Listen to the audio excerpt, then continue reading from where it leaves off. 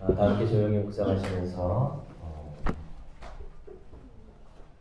부활절 후 다섯째 주일 그리고 어버이 주일 예배드리도록 하겠습니다. 조용히 침묵하시겠습니다.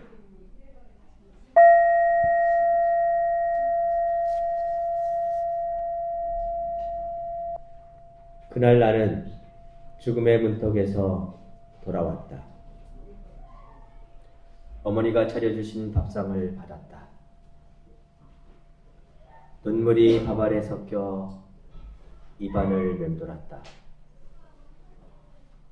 어머니는 아무 말씀도 하지 않으시고 내 밥그릇에 생선 토막을 얹어주셨다. 나는 꾸역꾸역 밥을 씹었다. 밥은 달고도 썼다. 어머니는 한술 더 터라 하셨다. 밥은 생명이었다.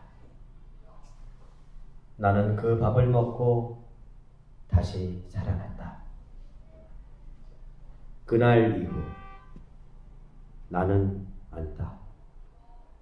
사랑은 말 속에 있는 것이 아니라 어머니가 꾹꾹 눌러 담아주신 그 밥그릇 속에 있다는 것을. 아멘. 지금 최강희 집사님 나오셔서 기도해 주세요. 기도하시겠습니다. 화창한 날씨에 기분도 맑아지는 5월입니다. 지난 목요일 학생들을 데리고 대학 탐방 및 뮤지컬 감상을 하고 왔습니다.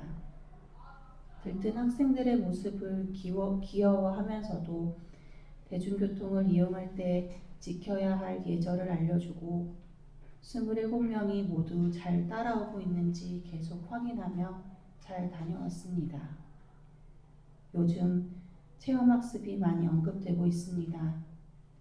체험학습뿐만 아니라 가르칠 수 있는 환경이 안전하게 잘 조성되길 기도합니다.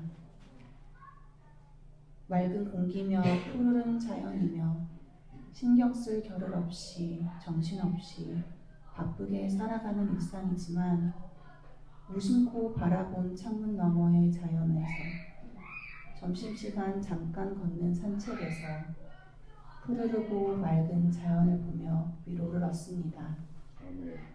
신비로운 자연의 창조자 주님을 찬양합니다. 그리고 일주일에 하루 이렇게 교회에 나와 찬양하고 침묵하고 말씀을 들으며 교제하는 시간 허락하신 주님 감사합니다.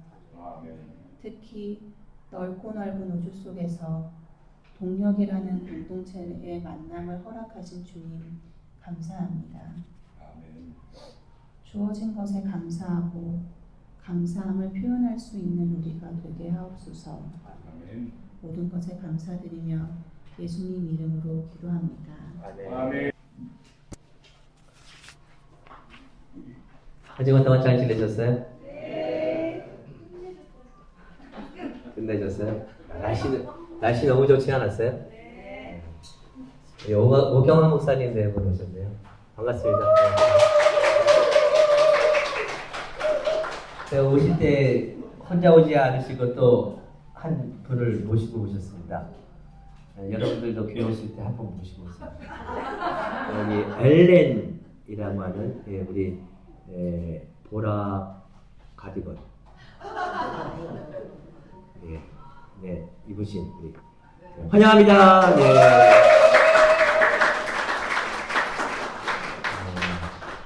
미국에 사시다가 아마 귀국을 하신 것 같아요. 그래서 여러분들이 잘 보이시면 저에게 정착하실 수도 있고. 어쨌든 반갑습니다. 환영하고요. 우리 눈부시게 푸르른 오원입니다. 오늘 사랑장 읽어드린 사랑장은 바울신학에 꽂히기도 하고 고린도전서의 클라이막스 부분이기도 하고 여러분들 너무 많이 들어봤던 사랑은 언제나 오래 참고 노래도 있죠. 유일하게 피아노 칠 수 있는 게 그거예요. 진짜로 어렸을 때 너무 많이 불렀던 찬양입니다. 늘 그 찬양을 부르면서 나도 저렇게 살아야지. 나도 저런 영적인 경지에 이르러야 하는데 그런 생각을 참 많이 하고 살았어요. 어렸을 때. 좋아했던 찬양이기도 하고. 근데 이제 성장하면서 어느 순간부터는 이 말씀이 툭툭 걸리더라고요. 걸려요. 어떤 지점에서 걸리냐면 화도 참아야 돼요. 때로는 화도 내야 되잖아요. 그잖아요. 안 그래? 당연하죠. 화도 내야 되고 불이나 억압을 보면 다른 말도 할 줄 알아야 되잖아요. 네? 근데 침묵하고 뭐 순종적으로 모든 걸 믿고 모든 걸 인내하고 모든 걸 기다리고 참고 이런 게 어느 순간부터 자꾸 부대끼는 거예요. 살면서. 예수님 말씀 보면은 내가 평화를 주러 오지 않느냐 나는 칼을 주러 왔다 뭐 이런 말씀도 있거든요. 마냥 그 폭력적인 억압적인 노예적인 관계가 그냥 겉으로 봐서는 평화롭게 보이지만 그게 마냥 좋은 세상이 아니라는 거죠. 때로는 그래서 분열의 씨앗도 때로는 필요하고 또 바른 말 정직한 말을 하다 보면 일시적으로는 막 혼란스러워 보이잖아요. 자기 자리를 제대로 찾아가려고 하다 보면 뭔가 갈등 상황과 뭔가 어려운 상황들 사람들은 다 싫어하고 마치 고린도전서 2장을 읽다 보면 그러지 말아야 될 것 같은 느낌이 막 드는데 그죠? 예. 그래 드는데 살다 보면 그런 게 아닌 거예요. 그럴 때 이게 툭툭 걸려요. 여러분들은 어떻게 생각하세요? 참고 기다리는 게 능사인가요? 네? 때로는 썩고 곰고 막 이래서 그걸 도려내야 될 때도 있잖아요. 우리가 상처가 깊은데 제가 어렸을 때 종기난 적이 있거든요. 그거를 그 골든 타임을 놓친 거예요. 그러면 어떻게 돼요? 안으로 골마요. 그래서 그 골문 게 안으로 들어가면요 나중에 거기를 도려내야 돼요. 사람도 이 염증을 컨트롤하지 못하면 손발 잘라내야 돼요. 이 골든타임을 놓치면 그래서 골문 거 썩은 거는 도려내야 돼요. 안타까워도 그걸 짜고 나오다가 너무 몸이 충격을 받아서 기절을 한 적이 있거든요. 그때 알았죠. 야, 이 골문 건 도려내야 되는구나. 그러지 않으면 새살이 돋지 않는구나. 그러면서 언제부터인가 이 말씀이 계속 부대끼는 거예요.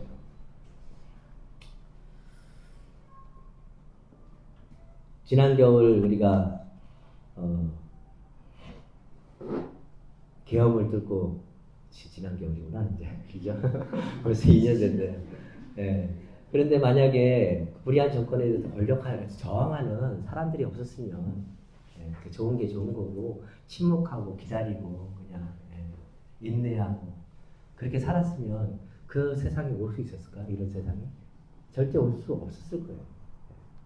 근데 그런 걸 생각해 보면 어느 순간부터 이 바울의 말씀이 툭툭 걸리는 거예요. 이렇게 사는 게 맞나? 어떻게 생각하세요? 근데 오늘 가정의 달이기도 하고 또 어버이 주일이기도 하고 그래서 저희 가정 얘기를 좀 하려고 합니다. 모든 사람에게는 양면성이 있습니다.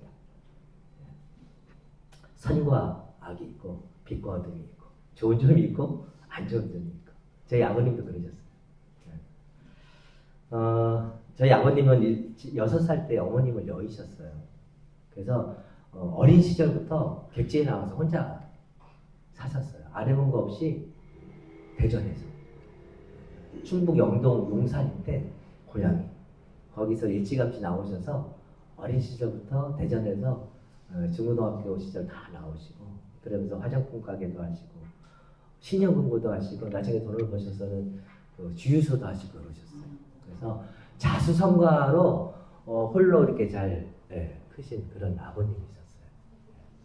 그래서 어려운 사람들 사정을 잘 아셔서 그 젊은 시절에 교회 세우시는데도 엄청나게 앞장서셨을 뿐만 아니라 젊은 시절에 돈이 없어서 공부 못하는 사람들 학자금을 많이 내주셨어요. 심지어는 저희 아내 등록금도 나중에 내주셨어요. 결혼하기 전에. 저희 아내의 이야기를 하다 보면 또 이제 1시간이니까 굉장히 어렵게 대학 시절을 보냈었는데 그 얘기를 들으시고는 등록금을 대주셨어요. 네. 그때 아버님이 등록금을 대주시지 못했으면 저희 아내는 석사를 마칠 수 없었으니까 지금 박사도 될 수 없었고 지금 연구소에서 일을 할 수도 없었을 거예요. 그죠?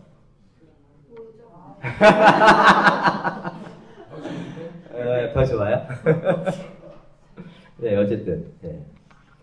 그렇게 사람을 키우시고 교회 중직도 맡으시고 나의 연세 드셔서 은퇴하시고 나서는 아버님이 교회 가셔서 사람들이 하기 싫어하는 청소나 뭐 이런 일들 다 이렇게 거들어 주시면서 그렇게 평생을 사시다가 돌아가신 분이세요. 이게 저희 아버님의 그리고 마지막에는 시신까지 기증하시면서 의학 발전을 위해서 당신의 몸을 제가 한번 저희 그 가양교회 모교회가 가양교회입니다. 대전에 있는 그 가양교회에 어떤 성도 한 분이 시신 기증을 하고 장례를 마치신 거예요. 그걸 딱 보시더니 아버님이 야, 나도 저렇게 해줬으면 좋겠다. 사람은 어쨌든 죽으면 육신은 태우고 마는데 그러면은 내 육신이 뭔가에 도움을 줄 수 있다면 그거 괜찮지 않겠냐. 영혼은 하나님 앞에 가지만 육신 그 순간 그 화요에 들어가서 팍 타서 없어져 버리는데 그러지 않았으면 좋겠다 하면서 저한테 그 말씀을 하시는 거예요. 그래서 제가 그러세요? 그러면 이때다 싶어갖고 제가 휴가 여러분들이 한 달 휴가 주신 적이 있거든요. 그때 내려가서 모든 이제 형제들 설득시키고 그리고 그 모든 행정적인 서류를 다 마치고 돌아갔었어요. 근데 아버님이 딱 돌아가시니까 형제 중에 한 사람이 딱 반대하더라고요. 꼭 그렇게 해야 되냐. 그래서 못할 뻔했어요. 근데 그 순간에 제가 뭐라고 얘기했냐면, 야, 아무리 내가 그런 어려운 감정이 생겨도 어쨌든 아버님이 신앙적으로 결단한 그 신앙의 유지를 내 개인적인 감정 때문에 하지 않을 권한이 있냐? 어느 누구도 그 권한이 있을까? 그렇게 했더니 더 이상 말을 안 하더라고요. 짜증나요?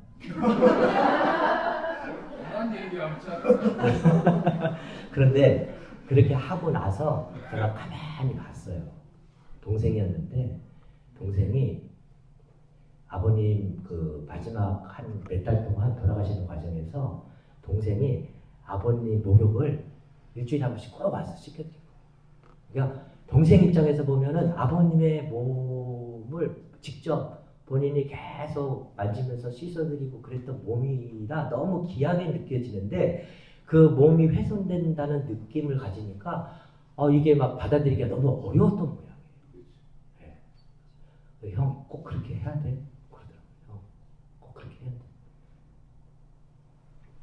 그래서 제가 안 할 수는 없고 그렇다고 해서 동생의 마음은 또 동생의 마음이잖아요. 그래서 장례식 끝나고 나서 동생한테 전화를 해서 그 1년의 과정에서 아버님을 돌봐주고 사실 이렇게 씻기는 일이 쉬운 일이 아니에요. 예, 굉장히 또 아버님이 또 있으셔서 음치도 그래서 쉬운 일이 아니신데 그럼에도 불구하고 그렇게 해왔던 모든 거에 대해서 동생한테 고맙다고 이래줘서 고맙고 이래줘서 고맙고 이래줘서 고맙고 정말 고맙다라고 하는 말을 막 하니까 동생이 그때서 막 울더라고요.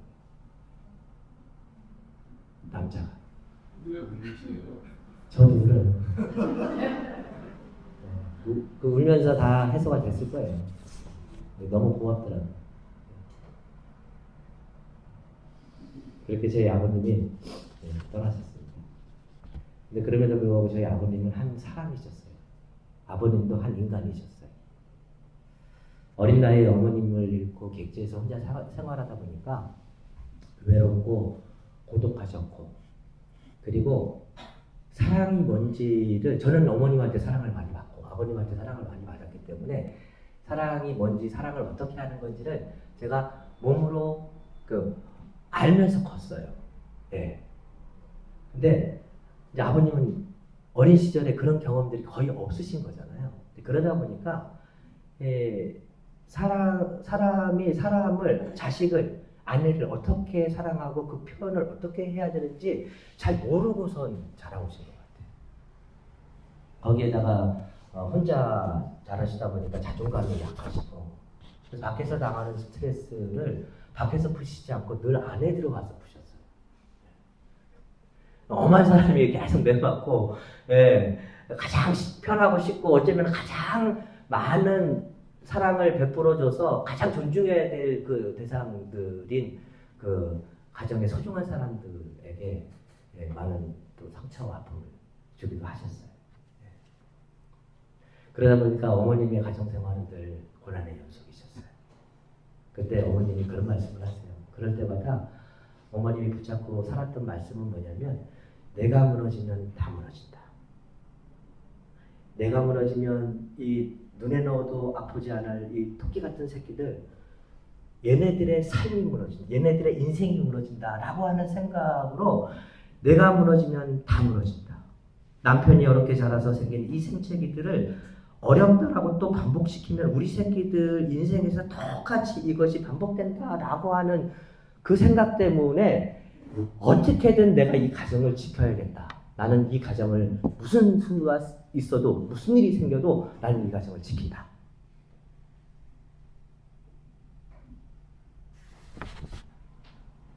그렇게 40년, 50년을 살아오신 거예요. 1, 2년이 아니라 1, 2년을 세울 것 같아, 그죠?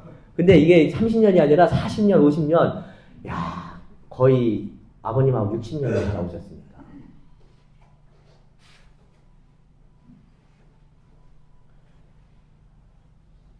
그러면서 장례식장에서 어머님이 이제 화환을 보면서 그걸 마치 보상을 받는 것 같은 느낌을 받으셨다고 했잖아요. 그래서 어머님이 계속 하시던 말씀이 뭐냐면 내가 그래도 그렇게 하길 잘했네. 내가 그 어렵고 힘들고 참 모질고 때로는 죽고 싶고 때로는 집 나가고 싶고 모든 걸 다 내려놓고 싶고 그냥 포기하고 싶고 막 그런 삶의 순간들이었는데 그럼에도 불구하고 그 시절 내가 그렇게 우리 가정을 지키기를 잘했네. 잘했네.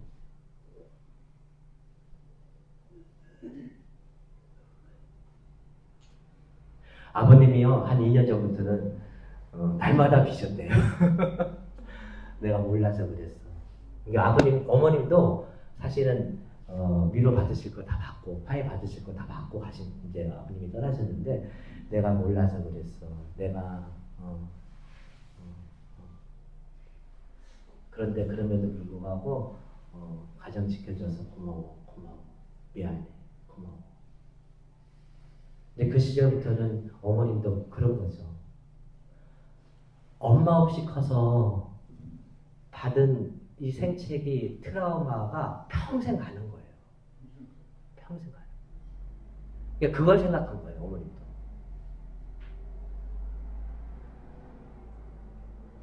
엄마 없이 큰 아이, 그러니까 아이인 거죠. 늘 아이인 거죠. 그래서 화나고 막 이러면 이걸 어떻게 할 줄 모르니까 막 윽박지르고 막 이러신 거예요. 집어던지시고. 저는 안 집어던지셨어요.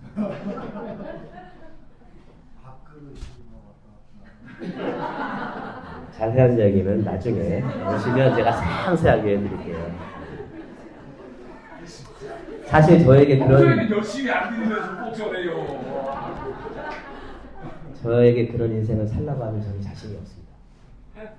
자기의 모든 걸 희생해가면서 무언가를 위해서 그렇게 살라고 하면 저는 사실은 자신이 없고 못 살 것 같아요. 제가 열심히 농사짓지만 그거 제가 하고 싶어서 하는 거잖아요. 제가 목회하고 있지만 이거 다 소명을 느끼면서 내 나름대로는 여기서 다 내가 있어야 될 삶의 의미를 느끼기 때문에 하는 거잖아요. 네. 그런데 어쨌든 내가 원치 않는 환경 안에서 그걸 다 감내하면서 이 살아야 된다라고 하는 게 생각보다 단순한 문제가 아니거든요. 어머님은 힘들고 어려운 시절에도 남 탓하거나 환경 탓하기보다는 어떻게 자기를 지킬 수 있을까라고 하는 방식을 선택하셨어요. 열심히 기도하셨고요. 열심히 말씀 보셨고 열심히 사랑하는 일에 집중하셨어요. 내가 왜 이 집에 있어야 되나? 내가 왜 이 가정을 지켜야 되나? 내가 이 소중한 새끼들을 위해서 무엇을 해야 하나?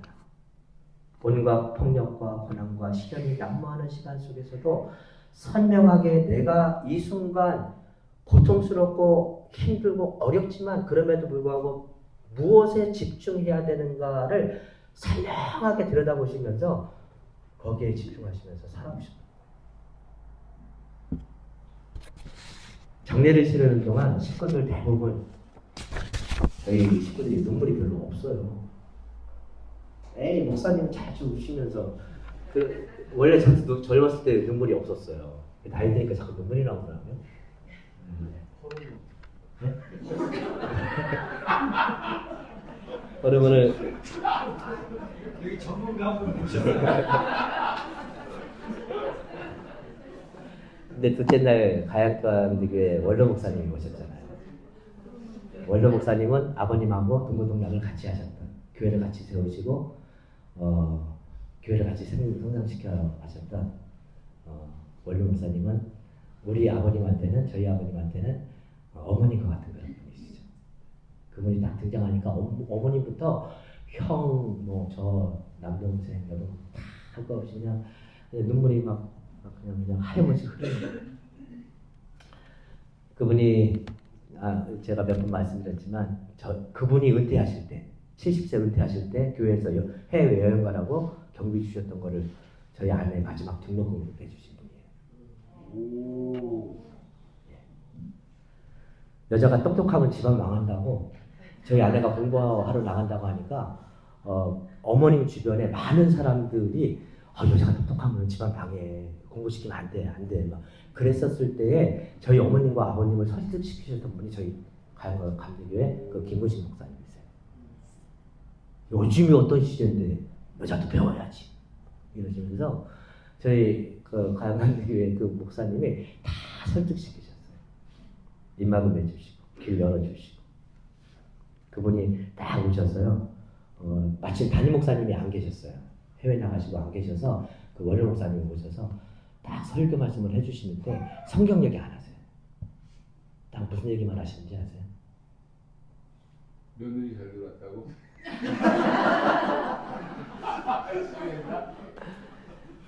철환이, 저희 형 이름이 철환이에요. 철환이 한 달에 20만 원씩 어머니 통장에 딱 꽂아드려. 많이 드리지 말고 적게 드리지 말고 한 달에 20만 원씩 매달 통장에 꽂아드려. 경환이 한 달에 20만 원씩 덜도 말고 더도 말고 20만 원씩 꼭 꽂아드려. 진환이 한 달에 20만 원씩 매달 꽂아드려. 정례 K거든요. 한 달에 얼마요? 20만 원. 잘하시네. 그러면 돼. 그 말씀만 하시고 내려가시더라고요. 야, 목사님이 오셔서 설교 말씀을 하시는데 위로를 해주셔야 되는데 위로를 안 하시고 딱 그 말씀을 하시는데 정확하게 어머님한테 필요한 걸 말씀하시고. 파적이시지 않나? 근데 저희 형제들이 이미 10여 년 전부터 다 보내드리고 있어요. 설교를 제대로 들었겠어요? 안 들었겠어요? 이분이요 유명한 설교가가 아니십니다. 가시면 했던 얘기 또 하시고 했던 얘기 아침에 오전 예배 들으면 아침에 예배 오후에 가면 이 오후 예배 똑같은 설교 똑같이 마치 목사님은 한 번도 얘기 안 하신 것처럼 막 이렇게 하세요. 그것도 호르몬인가? 세련된 조직가나 운동가도 아니십니다. 그냥 이분은 시골 아저씨 같은 그냥 늘 웃으시면서 직장 있으시면 가시고 동네 다니시면서 교회집 들어가셔서 또 무슨 일 없냐고 돌보시고 신방하시고 근데 그러시면서 쌀 없으면 쌀 퍼다 주시고 그랬던 분이에요.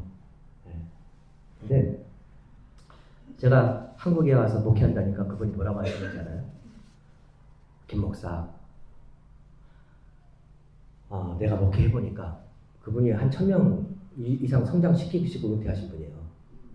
그분이 하시는 말씀이에요. 내가 평생 목회해보니까 한 30명이 제일 좋은 것 같아. 30가정. 30가정 정도. 왜냐면 교회가 커지니까 사람을 놓치는 거예요. 계속 사람을 놓치는 거예요. 그래서 그렇게 교회 성장시키는 거 보니까 그거 다 의미 없는 일이더만. 그냥 30가정 모아서 행복하게 잘 돌보면서 챙기면서 의미 있게 목회해. 그러면 그게 인생에서 가장 보람된 일이야. 제가 그 목사님 말씀을 잘 들어요, 안 들어요? 저 되게 착한 사람이거든요. 잘 들어요. 네, 그래서 제가 성장을 안 시켜요.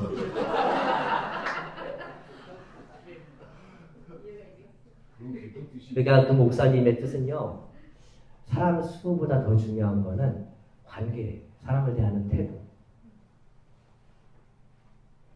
사람에 대한 진실성.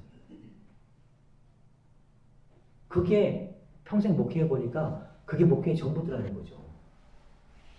그 말씀을 드리면서 전 원래 목사님 말씀 잘 듣고 살아왔습니다. 앞으로도 열심히 잘 듣겠습니다. 그랬어요. 외로움과 상처 가득한 어머님에게도 고난과 시련의 연속이었던 외로움과 상처 가득한 아버님에게도, 그리고 고난과 시련의 연속이었던 어머님에게도, 그리고 어린 시절 저희 사남매에게도 외로움과 불안, 상처와 아픔들 가득한 생명들을 다 끌어안고 딱 버티고 서서 온갖 것을 품으면서 목회해 오셨던 그 목사님의 품이 그 순간 느껴진 거예요. 형제들, 어머님 안에서. 그러니까 몸이 아는 거예요. 이 의식이 아니라 몸이 아는 거예요. 목사님이 들어오시는 순간, 마치 목사님을 기다렸던 것처럼. 바울은 목회자였습니다. 소아시아 지역에 교회를 세우고 교인들을 살피고 돌보면서 살았던 목회자였습니다. 예수님처럼 혁명가가 아니었어요. 화두를 탁 던지고 율법이 뭔지, 율법의 정신, 종교의 정신이 뭔지 이렇게 툭 화두를 던지시면서 사람들을 막 깨우셨던 그런 혁명가라기보다는 예수님은 목회자였어요. 바울은 목회자였습니다. 할례를 받은 사람이든 할례를 못 받은 사람이 있어요. 교회를 세우고 나니까 교회마다 다 문제가 생기는 거예요. 할례 때문에 유대인이냐 헬라인이냐, 헬라인은 이 사람들을 어떻게 대해야 해? 남자 여자 어떻게 할 거냐, 성만찬 이 참여하는 사람 늦게 오는 사람 있고 막 이런데 이거 어떻게 할 거냐, 제사 드린 음식을 먹는 사람 있고 먹지 말아야 된다는 사람이 있고 막 그러면서 막 교회가 계속 갈등을 일으키고 막 이랬던 그런 현장에서 할례를 받은 사람이든 할례를 못 받은 사람이든 유대인이든 헬라인이든 여자든 남자든 성만찬에 참여할 수 있는 여건에 있는 사람이든 그러지 못한 여건에 있는 사람이든 제사를 드리는 음식을 아무 거리낌 없이 먹는 사람이든 꺼려서 먹지 못하는 사람이든 결혼을 한 사람이든 결혼을 하지 못한 사람이든 각각의 처지와 형편을 이해하면서 서로 존중하면서 그 안에서 생명을 돌보고 사랑하는 사람이 될 수 있도록 권면하고 돌보고 이끌었던 그런 품이 큰 목회자였어요. 여러분들, 바울은 학식도 뛰어난 사람, 배울 만큼 배웠던 사람이에요. 로마 시민권자였죠. 당대 최고가는 권력하고 지식인이었습니다. 아마도 유대 공동체에 계속 남아있었으면 바울은 한 자리에 있었을 거예요.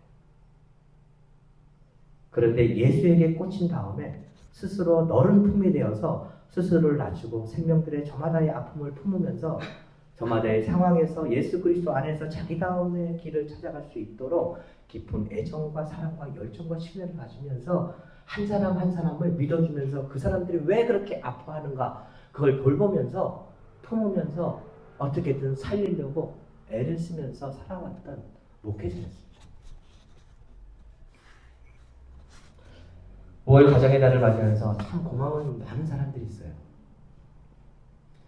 이런 어머님도 고맙고 아버지이기 전에 한 약한 사람이었는데 그럼에도 불구하고 그 약함 속에서도 이만큼 살아내주셨던 아버님한테도 정말 고맙고요.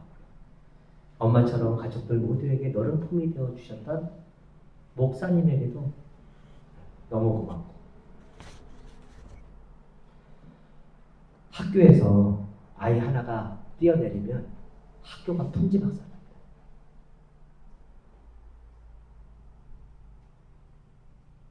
학교에서 아이 하나가 뛰어내리면 그 아이를 뛰어내리지 못하게 하려고 막 마지막까지 손을 붙잡고 있었던 그 선생님부터, 그 다른 모든 선생님, 그 옆에 있었던 학생들, 그리고 학부모님들, 그리고 그 아이, 그리고 그 아이의 엄마, 모든 사람들의 멘탈이 다 한 것입니다. 그런데 무너지는 멘탈들을 다 품으면서 한 사람 한 사람, 선생님은 선생님대로, 아이는 아이대로, 학부모는 학부모대로 부여잡고선 그 한 사람 한 사람이 가지고 있는 트라우마까지도 다 돌보면서 그 중심을 잡고 그 치유하기 애쓰며 살아가는 게 이게 단순한 문제가 아닙니다.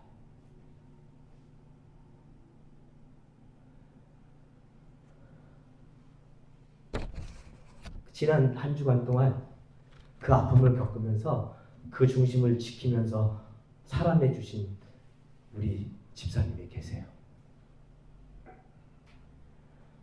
정말 고마운 분. 집사님이 그런 말씀을 하시더라고요. 집사님 어떻게 해? 집사님 어떻게 해? 힘들어서 어떻게 해? 제가 그렇게 말씀을 드렸더니 집사님이 그래도 목사님 저한테 동력이 있잖아요. 저는 동력교회 가서 뭐 정도 다 해소하고 와요. 이게 여러분들도요, 그 고난과 트라우마와 상처 그 중심 속에서 자기를 지켜왔던 그분의 삶의 중심을 지켜주고 있는 공동체 일원인 거예요.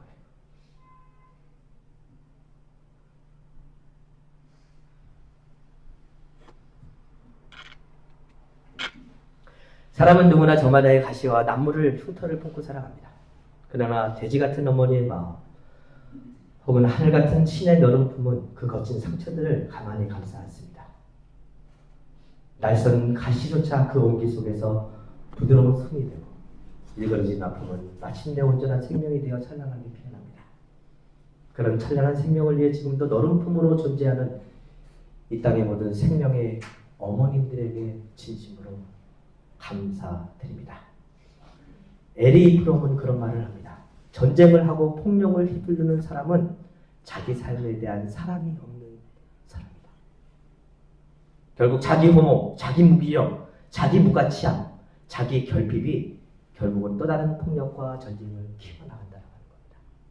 그런 의미에서 힘들고 어려워도 너른 품으로 살아가는 모든 이 땅의 어머니들은 스스로의 삶을 사랑하는 힘으로 세상의 낯선 가시들을 무디게 만드는 사랑의 아름다운 혁명가들이라고 저는 확신합니다. 이 모든 이들에게 고마운 마음으로, 그리고 그 고마운 마음으로 또 다른 혁명을 꿈꾸는 5월 가정의 달 이룰 수 있는 저와 여러분 되시기를 주님의 이름으로 기원합니다. 아멘. 말씀 생각하시면서 다 함께 침묵하도록 하겠습니다.